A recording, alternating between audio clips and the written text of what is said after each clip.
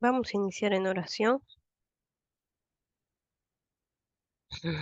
Este capítulo que nos toca hacer, ya terminando este libro de Mateo, que es Mateo 27. Vamos a hacerlo en dos partes. Esta va a ser la primera parte. Y ya estamos prontas a terminar este evangelio. Así es que vamos a pedir la orientación de nuestro Señor para poder hacer esto correctamente. Padre amado, bendito Señor, te damos gracias por todas tus bendiciones. Padre mío, te pedimos hoy día que nos reunimos en esta oportunidad, Señor, que podamos a través de tu palabra poder entender lo que tú has hecho por nosotros, Padre Santo, y poder compartirlo también a las demás personas que nosotros conocemos, a las personas que amamos, Señor. Te pido que abras nuestra mente, nuestro corazón, nuestro entendimiento, Señor, y pongas de repente esa semilla que a veces es lo que necesitamos para que pueda de alguna forma crecer en nuestro corazón, Padre Santo. Yo sé que a veces hay gente que no cree en estas cosas de una forma espiritual, que quiere que hayan pruebas más científicas y fehacientes, pero yo sé, Señor, que estas cosas que nosotros vamos viendo en la Biblia y cuando vamos investigando más, am, se va dando que realmente todas estas cosas sí tienen pruebas, sí tienen eh, un, un, sí tienen la verdad, Señor. Y mientras más vayamos sabiendo, investigando, vamos a poder conocerte mejor, Señor. Permite que, que nosotros podamos tener estos instrumentos a la mano, Padre mío, para poder saber más de ti, poder agradarte. Todo esto en el nombre de tu Hijo amado, nuestro Señor Jesús. Amén. Muy bien. Entonces, vamos a iniciar con Jesús ante Pilato, ¿no? La última vez nos quedamos viendo en Mateo 26 cómo es que Pedro había negado a Jesús. Y en esta oportunidad vamos a ver qué es lo que ocurre después, porque después de esto, el concilio, que es los líderes, ¿no? Los líderes de los judíos, pero de la parte religiosa, que ya vimos que para ellos era una herejía lo que Cristo estaba diciendo que él era Dios, entonces ellos necesitaban eliminarlo, ¿no? Porque en sus leyes, este, para ellos era eso algo muy, muy grave, ¿no? Pero ellos no lo podían sentenciar a muerte porque no les correspondía en el sentido de que Roma es el que hacía eso porque ellos tenían ese poder. Realmente esto no es tanto así, porque ya veremos después cómo es que hay personas, ¿no? Que han sido, han sido asesinadas por este grupo de gente. Pero ¿qué pasa? En este caso, Jesús había sanado a tanta gente y tenía tantas personas que realmente creían en él, incluso había gente dentro del Sanedrín, o sea, dentro de los sacerdotes y gente que estaba ahí adentro que creían en Jesús, ¿no? Y no dijeron nada, ¿no? Por temor a perder su estatus social, perder su trabajo, y se van a dar cuenta que estas cosas humanas siempre hacen que nosotros neguemos a Cristo de alguna forma, los que lo conocemos y los que no lo conocemos, ¿ya? Porque el hecho de ser cristiano a veces es es una etiqueta, ¿no? Es una etiqueta que a veces te saca un poco del mundo, te saca un poco de la parte social, ¿no? Porque ya van diciendo, no, él es cristiano, él no hace eso, no hace esas cosas. Para nosotros mejor, pues, ¿no? Mejor que no nos digan, si nos identifican así. Pero de alguna forma, eso hace que algunas personas que de repente no tienen las cosas muy claras, se sientan relegados, ¿no? Y en este caso, pienso que muchas de estas personas que vamos a ver a continuación em, han puesto por encima de lo que realmente pensaban, sentían, creían, por encima de eso, o sea, han puesto su trabajo, sus intereses personales. Y lo vamos a ver ahora en estas líneas que vamos a leer, ¿no? Y dice, y bueno, pues en el concilio ellos lo tenían que trasladar a, y encima los sacerdotes estaban de fiesta, o sea, era la fiesta de la Pascua que ya le explicamos la vez pasada, y ellos en este contexto no pueden ¿cómo les explico? Ellos no pueden contaminarse, ¿ya? Una forma de contaminarse en el sentido espiritual es, por ejemplo, que no agarren un muerto, que las mujeres no estén con su menstruación, por ejemplo, como vimos anteriormente que ocurría, ¿no? Que ellos tenían ese tipo de creencias, ¿no? O que de repente, no sé, no todo tenía que estar así súper purificado, ¿no? Que no comieran ningún alimento que los haga que los haga espiritualmente indignos, ¿no? Para poder hacer la Pascua, ¿ya? Todos sabemos ya que todas estas cosas, ¿no? Que ellos hacen, realmente es una analogía de algo espiritual, ¿sí? O sea, no es algo real, no es algo que si yo, no sé, me como un mosquito un día antes de la Pascua, ya Dios me va a condenar. No, no es eso, ¿no? Es que ellos hacen esto y Dios les manda a hacer estas cosas para que entiendan lo que realmente significa el pecado o la impureza espiritual de no poder estar con Él, ¿no? Eso es lo que nos dan todas estas reglas y normas, ¿no? Entonces, llevan a Jesús ante Pilato. ¿Y quién era Pilato? Pilato era el gobernador romano, o sea, de esa zona, ¿no?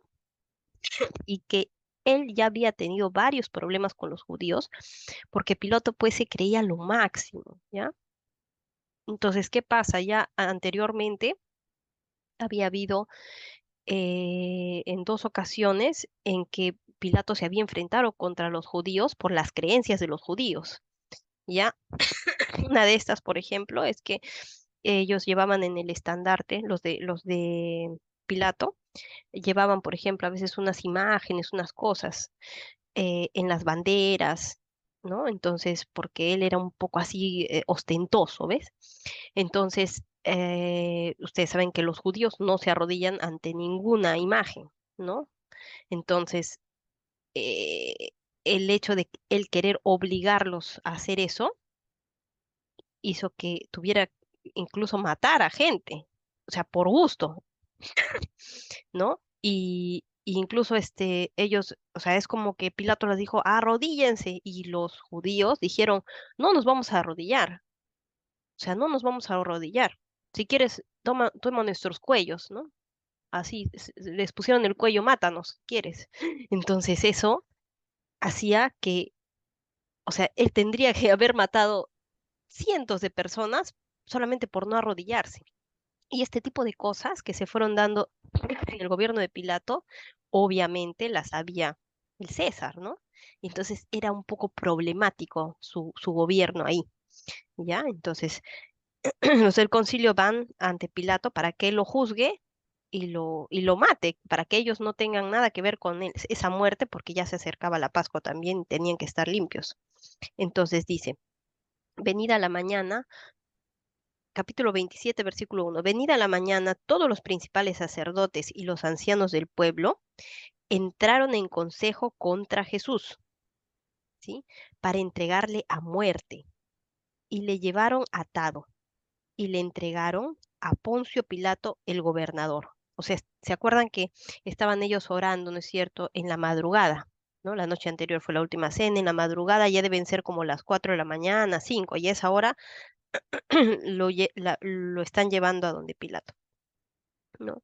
Entonces Judas, el que le había entregado, viendo que era condenado, ¿no? Porque él seguramente pensó, lo van a azotar o bueno, no sé, ¿no? ¿Qué habría pensado en su mente Judas? Porque dice que el demonio entró en él, ¿no? El que le había entregado, viendo que era condenado, devolvió arrepentido las 30 piezas de plata a los principales sacerdotes y a los ancianos, diciendo, miren esto, ¿ah? Yo he pecado entregando sangre inocente. Él sabía que Jesús no había hecho nada y lo iban a matar por su culpa. Mas ellos dijeron, ¿qué nos importa a nosotros? Allá tú.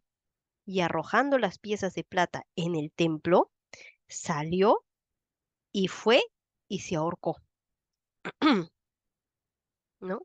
Entonces, podemos ver acá cuál es la diferencia entre el arrepentimiento de Pedro, ¿no? En el capítulo anterior, que ha llorado amargamente porque le ha hecho eso a su Señor y realmente ha sentido que lo ha traicionado, ¿no? De una forma que no es como la de Judas, pero de alguna forma lo ha traicionado, ha maldecido, ¿no? Ha cometido pecado también, pero ¿cómo es su arrepentimiento? Es genuino delante de Dios, porque Pedro, sí estoy segura que él se arrepintió de corazón y le pidió a Dios que lo perdone, ¿sí? Porque podemos verlo después en su vida. Pero ¿qué pasa? Este tipo de, eh, pero nuestras, nosotros tenemos la ley, por así decirlo, la ley de Dios, nuestras conciencias nos dictan eso, y Dios ha puesto eso en nuestra mente, en nuestro corazón, ¿no? Nosotros tenemos remordimiento cuando hacemos algo que está mal, ¿no? Incluso si no somos creyentes, algo que nos molesta, ¿no? Intentamos arreglar las cosas o hacer cosas buenas para compensar, ¿no? El daño que hemos hecho a otras personas, a nosotros mismos incluso, ¿no? Pero es un arrepentimiento que es falso, porque tú te estás arrepintiendo contigo mismo, ¿me entiendes? Te estás arrepintiendo de que le has hecho daño a la otra persona, ¿sí? Como lo que tuvo Judas, pues, ¿no? Él sabía que Jesús era inocente y él se arrepiente que lo entregó por sí mismo, ¿no? Por Jesús, ¿no? Pero se arrepiente en qué? En su humanidad hacia él mismo, hacia su conciencia, hacia lo que ha hecho, ¿no? Y por eso es que toma la decisión de matarse, porque el arrepentimiento real no es un acto hacia uno mismo, es un acto hacia Dios, hacia la transgresión que nosotros hemos hecho hacia Él. Y el perdón que pedimos es a Él, ¿no? Porque como ya vimos anteriormente, todos los pecados han sido perdonados por nuestro Señor cuando a Él lo crucificaron. Nosotros no tenemos por qué no perdonar a alguien, por ejemplo, ¿no? Entonces, esa transgresión que nosotros hemos hecho es hacia Dios. Y él no dice que ha muerto por los pecados, excepto, no sé, que alguien mate a otra persona, que alguien aborte, que alguien sea, no sé, un pedófilo. Estoy hablando de pecados terribles, pero Jesús ha muerto por todas esas personas, ¿no? En su misericordia de que ellos realmente reciban a Cristo en su corazón y realmente estén arrepentidos de haber transgredido a Dios, ¿no? Pero acá vemos que Judas jamás oró, no pidió perdón a Dios, ¿no? Se arrepintió de en sí mismo, en su humanidad, ¿no? Porque yo estoy segura que si Judas le hubiera pedido perdón a Dios en oración, porque si tú le pides perdón a Dios es porque crees en Él, ¿no es cierto? Él no creía, ¿no? Algunas personas dicen, como he escuchado decir a veces, el Evangelio de Judas, ¿no? Que son unos libros que se han encontrado como 200 años después de Cristo, en el que hay algunas personas que no creen en Dios, unas gnósticas que han agarrado esos libros y colocan a Judas como algo que él tenía que hacer, ¿no? Y que Jesús le ha mandado a hacer eso y como el bueno de la película. No, eso no es verdad, ¿no? Porque ¿cómo es que el demonio entre en un creyente? Eso es imposible. Si Cristo vive en ti, tú jamás puedes ser poseído por el demonio. Nunca, por ningún demonio. ¿No? Es imposible, porque dice la palabra que hasta los demonios creen y tiemblan, como lo vimos anteriormente en este endemoniado, ¿no? Que tenía las legiones y que tenían mucho miedo. Jesús les dijo, "Eh, mándanos a ese hato de cerdos para que nos vayamos, no, no estés, no nos mandes al abismo", le tienen terror, ¿no? Entonces, ¿cómo es que el demonio entra en un creyente? No se puede. Entonces Judas no creía realmente, ¿no? Y Judas debía hacer esta acción, obviamente, porque ya se profetizó eso desde hace mucho tiempo atrás. Ya sabíamos, o sea, Dios ya sabía que eso iba a ocurrir, ¿no? Zacarías, el profeta, en un contexto en el que él está con, con unas personas hablando, pidiendo lo que le corresponde recibir como sueldo, él a través de una figura, en la que él es como el traicionado, ¿no? Dice Zacarías 11, del 11 al 13, por ejemplo, lo voy a leer. "Y fue deshecho en ese día, y así conocieron los pobres del rebaño que miraban a mí, que era palabra de Jehová", ¿no? Ahí descubrieron que él era el profeta. "Y les dije, si os parece bien, dadme mi salario, y si no, dejadlo. Y pesaron por mi salario 30 piezas de plata. Y me dijo Jehová, échalo al tesoro, hermoso precio con que me han apreciado. Y tomé las 30 piezas de plata y las eché en la casa de Jehová al tesoro". ¿Sí? Entonces, ellos ahí podían entender, ¿ve? Algunas cosas que ya habían sido escritas y que podían relacionar con lo que había sucedido, ¿sí? Entonces, en el plan perfecto de Dios, siempre eh, Él sabe cómo son las cosas, sabe cómo se llevan a cabo las cosas, incluso si el maligno se entromete, ¿no? Porque yo estoy segura que Pedro lo negó por esto que yo les hablaba al principio, ¿no? Por miedo, ¿no? Por miedo, por no ser, porque de repente lo iban a incriminar también. Y, y Judas lo traicionó, pero la diferencia está en cuál, en el verdadero arrepentimiento, ¿no? De las acciones que uno tiene frente a Dios, no frente a uno mismo. Eso es algo humano, ¿no? Como les explicaba anteriormente. Entonces, dice, versículo 6, 27:6, "Los principales sacerdotes, tomando las piezas de plata, dijeron, no es lícito echarlas en el tesoro de las ofrendas, porque es precio de sangre", ¿sí? Entonces, ¿qué quiere decir? Ellos sí sabían que lo iban a matar. Y después de consultar, compraron con ellas el campo del alfarero para sepultura de los extranjeros, por lo cual aquel campo se llama hasta el día de hoy campo de sangre. Y así está, hasta el día de hoy es. Así se cumplió lo dicho por el profeta Jeremías cuando dijo, y también Jeremías, miren acá, dice, "Y tomaron las 30 piezas de plata, precio del apreciado, según precio puesto por los hijos de Israel, y les dieron para el campo del alfarero, como me ordenó el Señor". ¿Sí? Entonces, hay varios contextos en los que Dios ha permitido en el Antiguo Testamento algunas analogías para saber que ese es el precio que Judas iba a recibir por entregar a Cristo. Y creo que para poder poner en mejor contexto esto, y cómo es que Judas eh, murió, porque eso no lo van a ver en algunos, en los otros evangelios no está, pero está en el libro de Hechos, ¿ya? Hechos capítulo 1, si lo pueden buscar, versículo 17-18, ¿ya?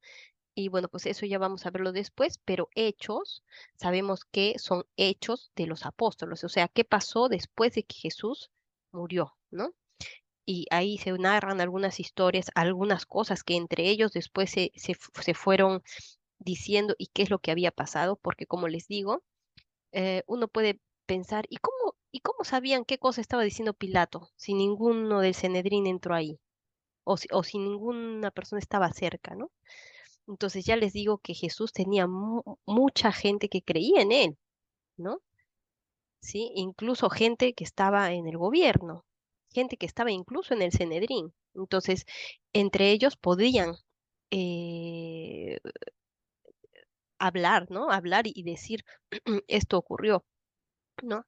Y bueno, pues en este caso, los, los, los que han escrito los libros han podido registrar estas cosas, ¿no? Entonces, Hechos 1, versículo 17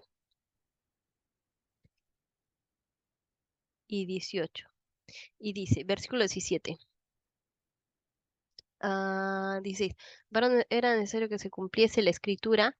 No, versículo 16. Varones hermanos, era necesario que se cumpliese la escritura en que el Espíritu Santo habló antes por boca de David acerca de Judas, ¿sí? Que fue guía de los que prendieron a Jesús y era contado con nosotros y tenía parte en este ministerio. Este, pues, con el salario de su iniquidad, adquirió un campo y cayendo de cabeza, se reventó por la mitad y todas sus entrañas se derramaron.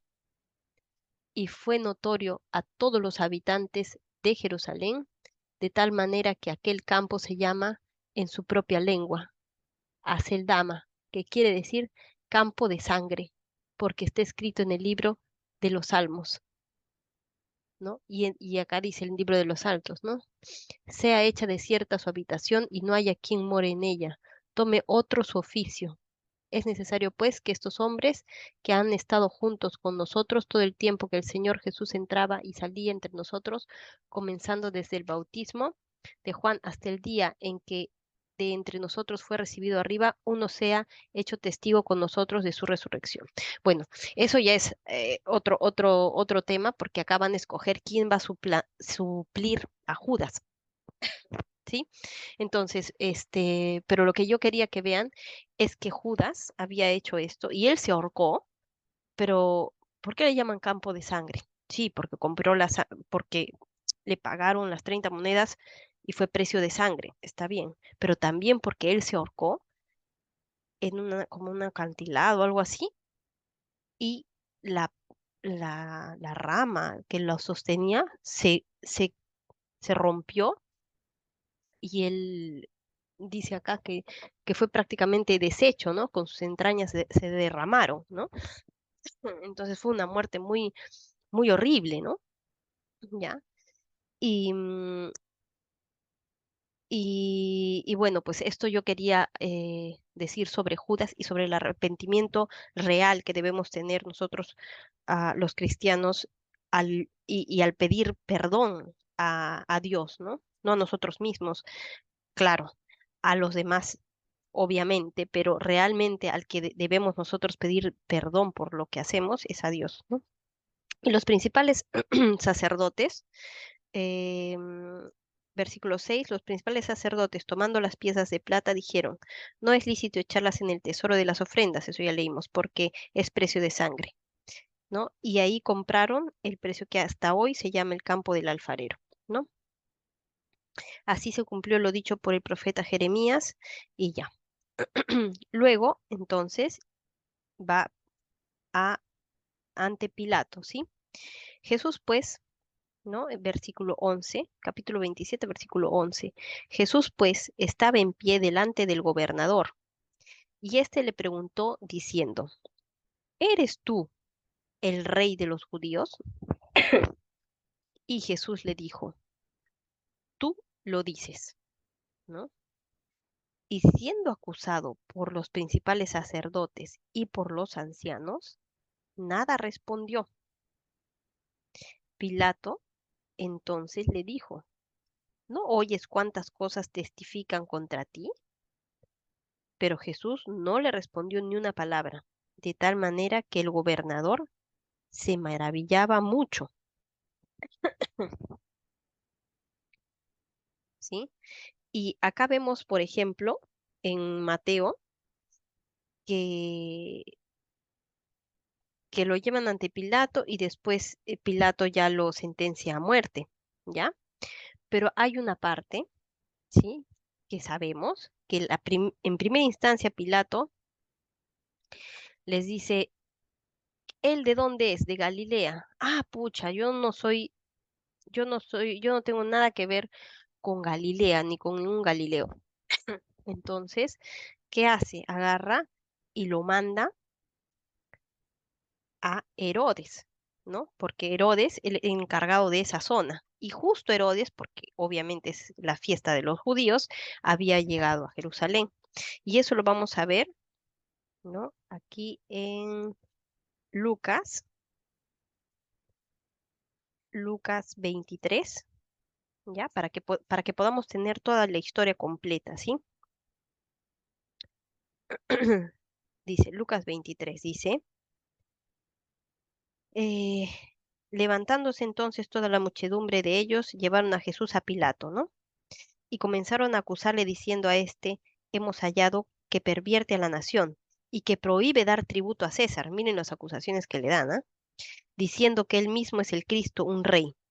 Entonces Pilato le preguntó diciendo, ¿eres tú el rey de los judíos? Y respondiéndole le dijo, tú lo dices. Y Pilato dijo a los principales sacerdotes y a la gente, ningún delito hallo en este hombre. Pero ellos porfiaban diciendo, alborota al pueblo y señando por toda Judea, enseñando por toda Judea, comenzando desde Galilea hasta aquí. Entonces Pilato, ahí miren, ¿ah? oyendo decir Galilea, preguntó si el hombre era Galileo. Y al saber que era de la jurisdicción de Herodes, le remitió a Herodes, que en aquellos días también estaba en Jerusalén. ¿Sí? Entonces lo llevaron a Herodes, ¿no? Porque ustedes se acuerdan en las películas siempre es así, ¿no? Primero va Pilato, Herodes, pues regresa Herodes, pero Mateo no registra eso, ya va de frente con Pilato, ¿no? Herodes. Viendo a Jesús, se alegró mucho, porque hacía tiempo que deseaba verle, porque había oído muchas cosas acerca de él y esperaba verle hacer alguna señal. Sí, porque él ya había escuchado. ¿Se acuerdan que él es el que mató a Juan el Bautista, ¿no? Y que tenía miedo de prenderle también a Jesús, entonces por eso ni lo tocaba, ¿no? Y le hacía muchas preguntas, pero él nada le respondió. Y estaban los principales sacerdotes y los escribas acusándole con gran vehemencia. Entonces Herodes con sus soldados le menospreció y escarneció vistiéndole de una ropa espléndida, ¿no? ¿Se acuerdan que después se echaban suerte sobre las ropas de Jesús? Puede ser que de repente esta ropa carísima que le había dado Herodes, era muy cara y por eso querían, ¿no? Obtenerla, ¿no? Y dice, y vistiéndole de una ropa espléndida, y volvió a enviarle a Pilato. Y se hicieron amigos Pilato y Herodes aquel día porque antes estaban enemistados entre sí, ¿no? Entonces él agarra y se lo regresa.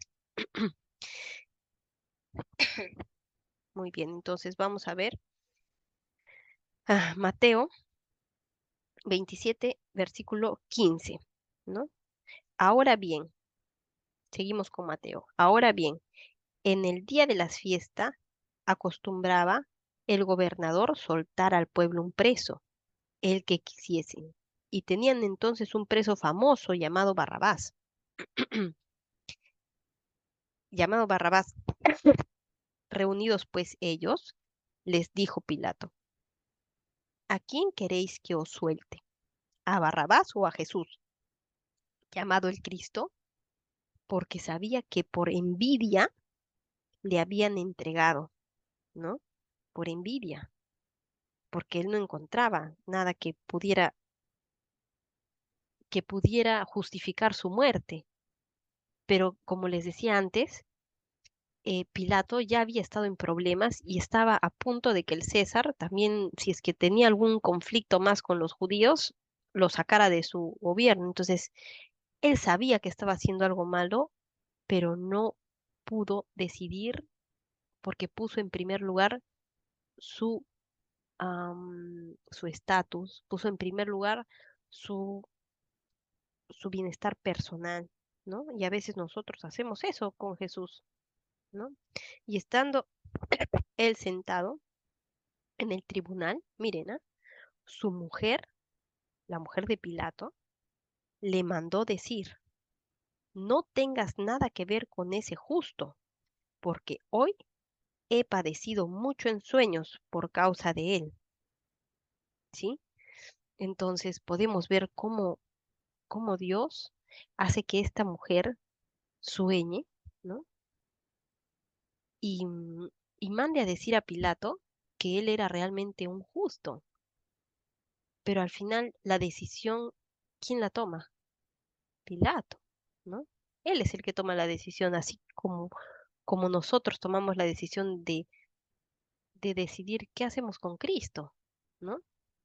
A veces nosotros estamos en una encrucijada porque decimos, sí, Cristo es un buen hombre, ha sido una gran persona, ha sido una persona que ha cambiado el mundo, sus enseñanzas, ¿no? Y Cristo es un gran hombre, pero ¿realmente solo es un hombre? Porque si tú piensas que solo es un hombre y que no es Dios, entonces él no puede vencer a la muerte, ¿no? Él no puede limpiarte de tus pecados. Él no ha podido hacer eso. Todo esto es una burla, es una mentira, es una farsa. Entonces, tienes que estar seguro de qué es lo que estás diciendo cuando tú dices que realmente Cristo es Dios, ¿no? Y si realmente lo crees. Y si hay alguna duda de eso en tu corazón, tienes que buscar hasta que estés seguro qué es lo que vas a decidir, ¿sí? Y acá, miren, la mujer de Pilato le manda a decir esto, ¿no? Porque hoy he padecido mucho en sueños por causa de él. Pero los principales sacerdotes y los ancianos persuadieron a la multitud que pidiese a Barrabás. Si se dan cuenta acá, hay un espacio de tiempo en el que Pilato, em, en que los sacerdotes y los ancianos pudieron manipular a la población, porque Pilato recibió el mensaje de su mujer y este y él tuvo un corte, hay un espacio, ¿no? Espérenme un momentito, chicas.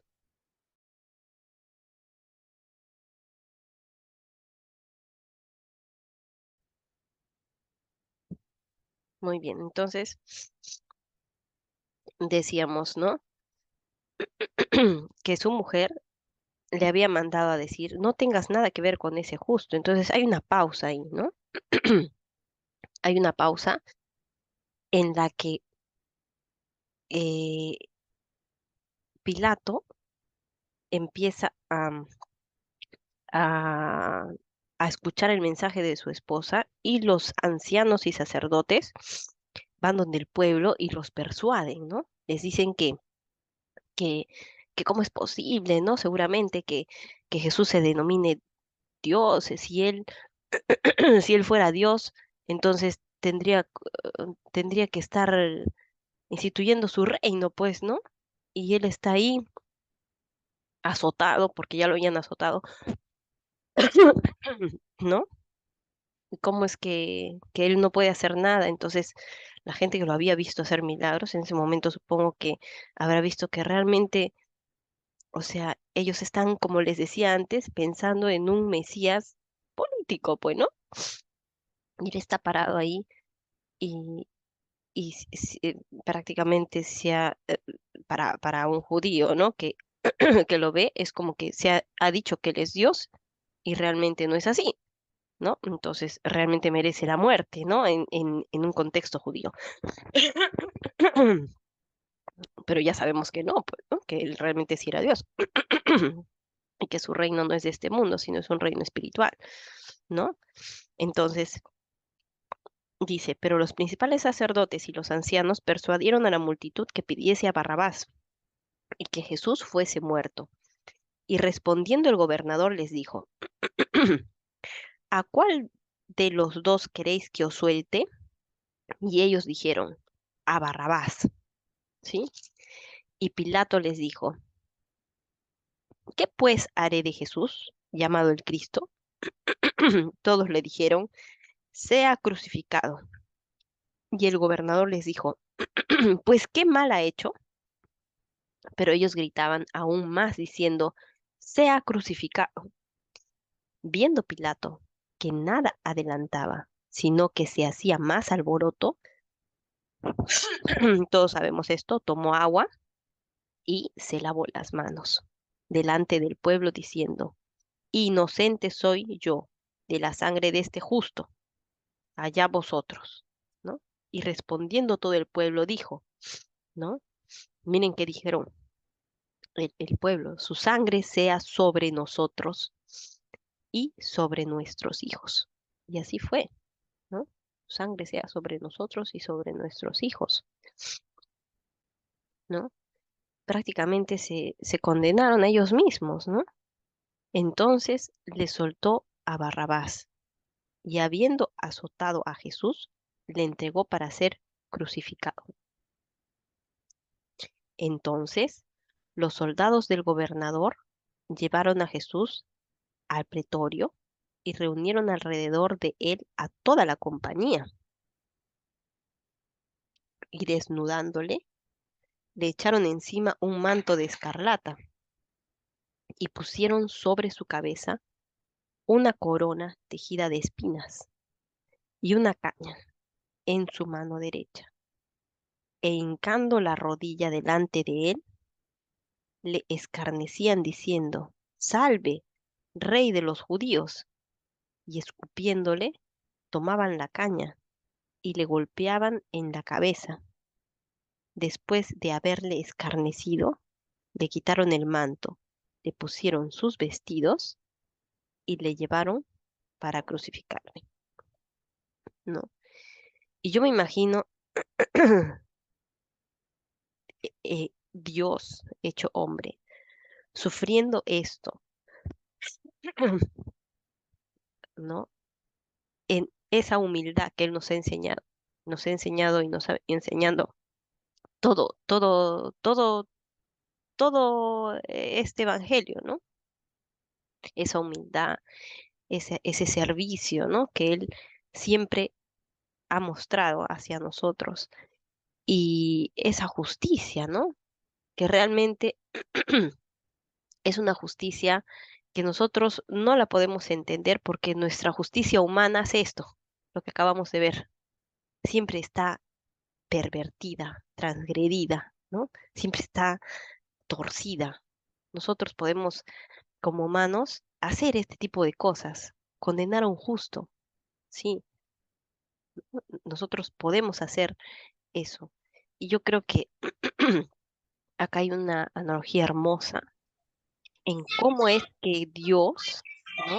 A través de estas cosas horribles que nosotros hacemos, pensamos, y, y, y la forma en que nosotros nos comportamos, Dios ha utilizado esas formas, esas cosas, esta gente, todo esto que ha ocurrido para poder salvarnos, ¿no? Porque, porque Él sabe que somos así, Él nos conoce, ¿no? Él nos conoce, sabe que somos así. Y no hay otro plan más perfecto que el que está escrito aquí, como Él lo ha diseñado, ¿no? Y Él lo ha diseñado así porque estoy segura que no hay otra opción en su justicia, en su verdadera justicia, porque ¿cuál es, qué es lo que nos corresponde a nosotros como seres humanos en pecado frente a Dios? ¿Qué nos corresponde a nosotros? La muerte, ¿no? Dice, porque la paga del pecado es muerte, ¿sí? Entonces, esa muerte que nos corresponde a nosotros, Él la ha tomado, ha hecho un plan perfecto en el que Él mismo, el juez del universo, ha dejado sus, su- sus vestidos de Dios, ha bajado y ha pagado por nuestras culpas, por nuestros pecados, por todos los pecados. Y Él mismo ha dado su vida para que nosotros podamos después solamente recibir eso como un regalo, sin que necesitemos nosotros hacer nada más que creer, ¿sí? Que creer, así como hizo Pedro. Él solamente nos pide creer. Y ahora me van a, me van a decir, porque yo lo he pensado antes, cuando recién empecé a entender estas cosas, bueno, pues ¿qué, qué, qué, cuál es la gracia, ¿no? Si es que nosotros solamente decimos, ya, sí, yo sí creo con fe y después voy y hago unas cosas horribles y después en la noche voy y le pido perdón. Y voy otra vez y mi vida es la misma y después al día siguiente otra vez le vuelvo a pedir perdón. Y después voy y me emborracho y hago cosas y, y no sé, adultero o tengo todos lo que ustedes piensan que podría ocurrir, que sean pecados. Y después voy en la noche y le pido perdón. ¿Ustedes creen que esa persona realmente es salvo? O sea, que realmente de corazón ha recibido a Cristo, ¿no? Hay una diferencia entre alguien que ha recibido a Cristo y alguien que solamente lo conoce en su mente, ¿no? ¿Por qué? Porque los demonios creen y tiemblan. Los demonios creen en Jesús. Tú puedes pensar en tu mente que crees en Jesús como un hombre, hasta como que es Dios, no importa. Sí, puedes creer en tu mente que es Dios, pero ¿realmente lo has invitado a tu vida a vivir? ¿Realmente Él está contigo todos los días de tu vida? ¿Realmente tú estás segura que Jesús está dentro de ti y Él está cambiándote, ¿no? Él está haciendo esa transformación, porque si no lo estás experimentando, entonces pregúntatelo, pregúntatelo. Nosotros tenemos la obligación como humanos de preguntarnos eso, porque en algún momento vamos a tener que dar cuentas, no el fin del mundo, como decíamos antes, sino el fin de nuestras vidas, ¿no? Incluso ahora, porque cuando nosotros empecemos a hacer eso, nos vamos a dar cuenta que si hay algún cambio real, eso es como un dominó. Va a llevar una cadena de situaciones que, que que estoy segura que en su corazón, en el corazón de las personas que tienen a Cristo, vas a poder saber que lo que estás haciendo es para Dios. Cuando no lo sabes es porque no, probablemente no estás tan cerca, no estás tan, tan comprometido con Cristo, ¿no? Con Dios. Probablemente ni seas cristiano, real, ¿no? Como lo que le pasó a Judas. Entonces necesitamos nosotros estamos obligados, si es que hay un resquicio de duda en esto que yo les estoy explicando, de, de buscar y encontrar la verdad, ¿no? Porque no estamos hablando de que vas a perder tu casa, vas a perder tu carro, ¿no? Vas a perder tu hijo, vas a perder tu alma, ¿no? Y yo pienso que eso sí merece de alguna forma un esfuerzo, ¿no? Si hacemos tantas cosas y nos esforzamos por nuestros hijos, por nuestros bienes materiales y por todo, ¿cuánto más deberíamos esforzarnos por saber si esto es verdad, ¿no? Por saber si es que nosotros realmente estamos eh, espiritualmente en lo correcto, ¿no? Entonces, yo las invito a que de repente hagamos este análisis, ¿no? Interior esta semana y, y bueno, pues veamos qué es lo que vamos a hacer con Cristo, ¿no? ¿En dónde lo vamos a poner? ¿Sí? Entonces, vamos a cerrar en oración.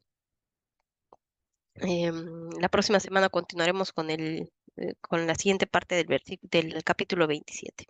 Amado Padre, bendito Señor, te damos gracias por este día, Padre mío, gracias porque podemos a través de tu palabra, Señor, estar más cerca de ti, Señor, poder conocerte, saber qué es lo que quieres para nuestra vida, qué es lo que quieres de nosotros, Señor. Te pido que que nos cuides, Señor, que nos protejas, que protejas nuestra mente, nuestro corazón de las cosas del mundo, Padre amado, que, que si ya somos cristianos, nos des fortaleza, Señor, para poder siempre ponerte en primer lugar y que si no somos cristianos aún o estamos en duda de serlo, que nos des la fortaleza de poder buscarte y buscar la verdad para poder saber que lo que estamos haciendo es algo real y correcto. Todo esto te lo pedimos, Señor, en el nombre de tu Hijo amado, nuestro Señor Jesús. Amén.